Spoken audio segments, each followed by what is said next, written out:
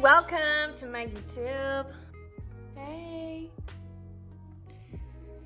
Anyway, okay, I feel like I didn't intro the video very well at the time, so this is me coming in after the fact.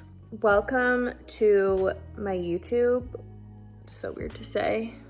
This is the first day of me really giving this whole thing a go after so much time of me questioning whether or not it's gonna be what I hope it is going to be.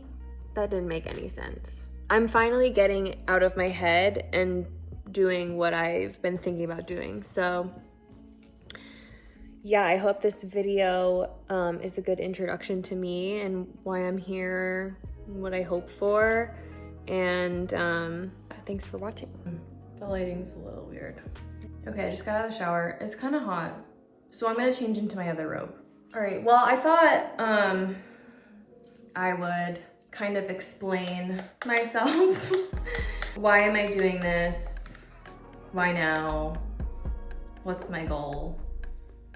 Who am I? What do I care about? Like all of those kinds of things while I get ready. Looking level 10 out of 10 chopped. Excuse that. Well, I guess I've always loved YouTube. Like I was watching YouTube like super young, I feel like back in the days when like Jenna Marbles was posting. This is just from my memory. Like, I couldn't tell you like what year it was or whatever, but like that old. And then Emma Chamberlain came up and I was watching her when she was sort of like first starting. And obviously, who doesn't love YouTube? Like it's so easy to just turn on and find literally anything you like. And someone like me, I learn things, I relate to people on there. I love like podcasting videos on YouTube and whatever. So I've always loved YouTube, and I feel like COVID really thrusted us all into YouTube. Whether we were watching it or like people were starting to make videos because we had nothing else to do. And my sister, we call her an influencer now. She was the first person, I guess the only person in my family to kind of branch into influencing. So during COVID, we were like me and my siblings were going out, like driving by ourselves and like making like car vlogs and like just like stuff to fill our time. And it was so fun. It was a creative outlet. It was fun to just like have something to do with them. And then like to sort of like romanticize our days and like put our dynamic as sisters somewhere for like other people to see. It was kind of fun because I love them. Ew, I don't tell them that, but I do. And I feel like we're so close and our relationship is really special. And so it was fun to sort of like play with the idea of that being something that other people would want to like share in with us by posting it. So Kyla, she's the one that started. And then since then she's like deleted or archived all of those old videos on YouTube. I think because she and we are like a little embarrassed by them. But she still makes vlogs and things, is like currently uploading. She's like popping off on TikTok, very much doing her thing and doing well at it. And so that's inspiring to me. And it made the idea of like, oh, putting yourself out there online, like it can actually work depending on, you know, your goals and like what you're using it for, I guess. So I don't know. I have always been super curious about what would happen if I did it. I don't know where that comes from. I don't know if it's like healthy or not, but it's just the way my brain works. I feel like I have a lot of thoughts and I don't know, I kind of just want to expand my circle of people, I guess, outside of who I interact with day to day. And like, I just want to see what I'm capable of. And if there's an audience that will sort of like identify with me and the things I care about, my style, my hobbies, which I'll get into. And ultimately, like, I'm killing my curiosity, I guess, you know? Because for whatever reason, it's like, in my mind, until I try it and until I give it 100%, I'm gonna wonder like what would have happened if I did that. So I'm just doing it. God bless my husband who has afforded me the luxury of really leading into my hobbies and what I care about and doing things that I want to do. And I just don't want to waste that opportunity, I guess, because I realize not everyone has, most people don't have the, whoa, hey, check it. They don't have the time to really like lean into themselves, you know? So I'm going to do that. Well, I don't want to say the word try because my volleyball coach in high school, like if we said the word try during practice or games or whatever, we would be punished. Like we would have to run or do suicides in the gym if we used the word try. Like there was always some sort of like physical punishment for using the word try. And I don't know if I agree with the methods, but I do think like I need to, for my own reasons, instead of saying like, I'm gonna try this and see what happens, it's going to be like, I'm going to do this. I'm going to do this and we'll see what happens. Side note, anyone that uses dry shampoo, get on it. It lasts, like I'm not kidding, like probably a year. I guess I don't use it as often as other people might. I use it like maybe once a week, maybe twice. It's so good. And it lasts days after I put it in my hair. So highly recommend this dry shampoo. But anyway, that's kind of like where my brain is at. My goal long term is to sort of like find a community that, or I guess build a community where, you know, I hope that people connect and that it can be, or whatever I'm posting or doing or whatever can be something that people relate to, which sounds so cliche. I feel like everybody says that, but I do think like, I don't really, not that my hobbies are niche, but like, and maybe it's just the media I'm consuming. I'm not really seeing many people online, I guess, posting the way that I envision myself posting. Not that I'm thinking about inventing something new, because obviously that's not the case, but I don't know. I'm just saying, just do it. Just do it and see. Just do it and see what happens. So that's what I'm doing. And I think like long-term, my goal is to have that community and like for us all to care about each other and like for people to be able to find some sort of like comfort and connection in whatever I'm putting out there, because I do feel like I just want to offer that because I feel like I can.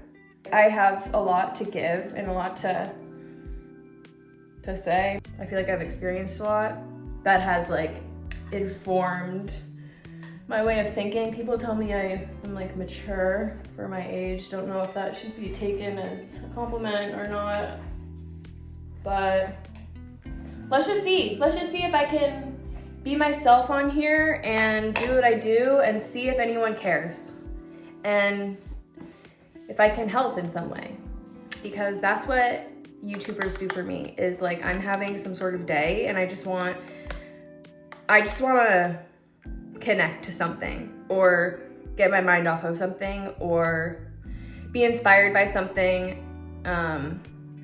So we'll see if I can do that for other people. What else is there? It's giving mullet. So let's fix that. I think I have a lot of thoughts right now, and I think to try to get them all out in this moment is not going to work. So I think that's like a good intro to me and why I'm on here. let's see where the wind takes me, where the wind takes us. I'm gonna try to be doing this like every day. Just like little things here and there. Whatever's on my mind, I'm just gonna get it out because I have a lot of thoughts. And if I don't get them out, it's mutually beneficial, hopefully. That's the goal, is that I get them out of my head and then maybe somebody can relate and not feel so crazy. I'm excited at the potential. I feel like I have a clear vision of like what it could be and what I hope it would be. But you know, I guess I'll just continue to do my best at staying true to myself and what I care about and seeing how far that gets me, because I think that's kind of all we can do, right? So if you're gonna join me on this journey, I'm so excited and thank you. If not, see if you're interested in my sister's content. If you're not already following her, she has a really great vibe. So go support her if you don't want to support me. I'm just kidding. But I guess I'll show you my makeup because I always like to see what people are doing. Maybe I'm just gonna stream of consciousness, sort of, see what comes up. Like what would people want to know? I guess like my age, maybe. Where I'm from, maybe. I am 26 years old. I just turned 26 in March. Closer to 30 than I am to 20, which honestly, I'm not mad at because I've been hearing that like from like older and wiser people that your 20s are like, I mean, in ways, of course, like they're great years, and they are, and I feel like that, but at the same time, they're like, those were the worst years of my life. So, and I won't say that I can necessarily like relate to that because obviously like I haven't been past 20 or my 20s. So I can't be like, yeah, that's true. But I can see how it's true. I can definitely see how that could be true. You know, you're like transitioning from one kind of life where all you know and all you're told to care about is school and doing well in school. And then suddenly you're not in school anymore. And I feel like school didn't really prepare me for adult things. Like I could have been more proactive, but I feel like everyone can always be doing more. So I'm not gonna like make myself feel bad for that. But like no one in my school was telling you like how to buy a house, or I feel like it should just be like within the curriculum to tell you this is how you get a job. This is how you manage your finances. And obviously like business, I feel like business majors and whatever, like they probably learned all that, but I was an art and math student at Providence College because I wanted to, at the time, be an architect, but my school didn't have that as a major, so I went to the career fair and I was like, hey, this is what I want to do and how do I get there? Because I was already committed to the school, obviously. So they were like, yeah, try doing art and math and then you're gonna have to go to grad school and figure that out. I was like, okay. Me being 18, being like, okay, and then I just did it. So I switched my major. I went into as a business something, I don't even remember. It was like a hot second that I was in that field. But I switched my major to studio art and I had a minor in math. And so you can imagine, like, we weren't talking about resumes and jobs and buying a house and finance and like plan, like no one was, we were literally doing we were doing calc. We were doing calc and I was painting or doing ceramics or whatever. And so I got out of college and I was like, whoa, what is this life? You know, you can imagine all these people that made school their whole lives, because I feel like that's what we're taught to do. And I get the benefit. I'm not downplaying that, but it could be better. We could be better equipped in school for what comes after school, at least from my experience. And whether that's their job or not is not my point. I just feel like and I think this is what I'm observing is like, it's just not easy. It's a challenging time. We're learning a lot, we're growing a lot, we're facing a lot of unfamiliar things. And not everybody has the mentors to kind of like walk them through it in a way that like doesn't make us panic and question if what we're doing is right or enough, or you know what I mean? I don't know, it's just a scary time. And in ways, life is really simple in your 20s. Most people don't have kids. It's just a big transitional time for people from being a student for like, how long are people in school? Like 15 years, maybe a little less. And then all of a sudden not being in school anymore. And then it's just like, you gotta figure it out. And I guess that never ends. We're always just sort of figuring it out. All that to say, I think I'm rambling, but I actually don't know what my point is. It's a time in my life, and I'm sure others, where we're really figuring out like what are we doing? And what do we want to be doing? And how do we get there? What else is there? Where am I from? I was born, my mom's family is all in the Midwest, in Illinois. I was born there. And then my family moved to Rhode Island. And a lot of people don't know what Rhode Island is. I've come to find out in this country, they just know it's small. But some people don't even know it's a state. Grew up in Rhode Island for most of my life. I was there. First grade through college, I was there. And then my family moved. While I was in college, they moved to Hawaii, which is where my dad's family is. So I spent, how many years there? 3 years in Hawaii. And that was amazing, a dream. Really hard, but a beautiful place, obviously. Now I'm in Texas because my husband works here. My hobbies, let's get into it. Well, do we want to get into it? Or I guess we can talk about my past, like what I've been doing career-wise. So when I got out of school, I've always worked with my dad, who's a real estate developer, and he's an entrepreneur, he's a general contractor. So I grew up working with him, our family business. That meant you don't just become a developer when you're 16. I was doing like the jobs. It was hard work, physical labor on construction sites. We were building apartment buildings and churches and homes and offices and all kinds of stuff. And so my entire upbringing work-wise was in that field. And so I went to college, and sometimes because my family was living in Rhode Island still for the first half of college, I would go home on the weekends and work with my dad. And then when I graduated, I just continued because there's so much work to do. So why would I not help? And honestly, like it's all I knew, so I had no reason to really, and I was fine in that field.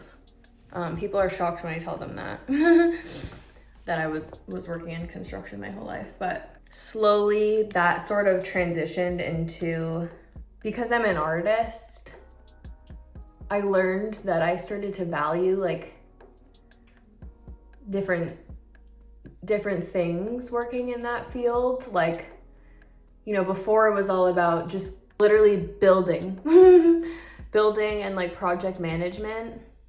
But then I started to get older and appreciate like design, architectural design, interior design. That sort of like progressively became a passion of mine. And eventually we were lucky enough to get clients that wanted a designer for remodels and stuff. So my dad and I sort of tag teamed like the design build for some of these little renovation projects. That was like so fun. That's like what I'm passionate about. I love interior design. I love the power of color and shape and texture in a space. I'm also a math person. So layouts and functionality and practicality, it was just like the dream. And then I got moved from Hawaii to Texas. And obviously you can't really, I mean, some people can do that kind of stuff remote, but when you're working for a family business that's not where you are, it's really hard to maintain those kinds of jobs. So I haven't been working since moving here, and that's been an adjustment for me for a lot of reasons. I think, you know, it's just a crazy reality to accept that you don't have to be working. It's also like an internal thing for me. Like I feel guilty almost for not working, and I don't think that's healthy. I know it's not healthy because working hard and being productive and stuff is a source of confidence, and that's not unhealthy, but the way I was associating work and money with my own relationship with myself was not good.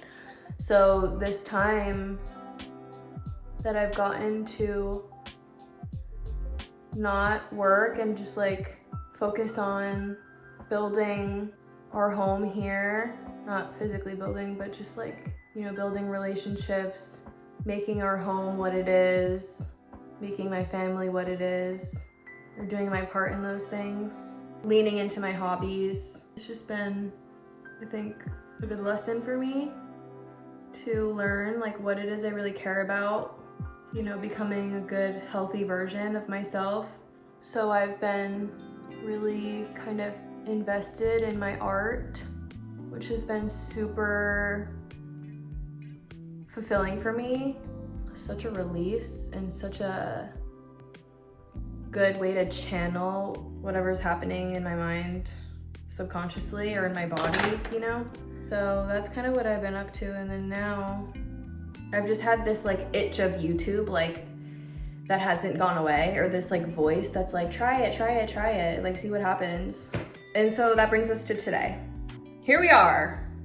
Side note, I use this lip stain because I cannot be bothered to reapply my lip every 5 minutes when I'm drinking something or eating something throughout the day. I get the appeal to a lip liner, but for me, it's a no. It is a fat no. So this CoverGirl Outlast lip stain is literally, and you won't ever catch me not using this daily. I mean, I'm sure there are ones that are equally as good or even better, but this does the trick for me. It lasts literally all day. Whether I eat or drink or whatever, put anything on my lips. The only thing I stay away from is lip oil. My sister, being an influencer, has graciously given me so many nice things. She's gifted me a few of these. They're the best. Whoa, they're the best. And my second favorite are the Naturium things, whatever they're called. Those are fire too. The rest of my day looks like editing this because I think this is long enough. I have to take my Moose, my dog, Moosey, to the vet to get some vaccines, and we'll see. We'll see where the day takes us, and maybe I'll pick up the camera again. There's a little intro. My thoughts were kind of all over the place. If you followed, good job. This is me. I hope this was a good way to start this journey, and we'll see what happens from here. I'll see you in the next video. I appreciate anyone who's listening, and I'd love to hear what's of interest to you guys. I want to share more of my art. If anyone's interested in that, I'd love to know. I'm excited. I'm nervous. I feel awkward and like hesitant, but I think that comes with anything new. So join me if you want on this journey. More videos to come very soon. Thank you.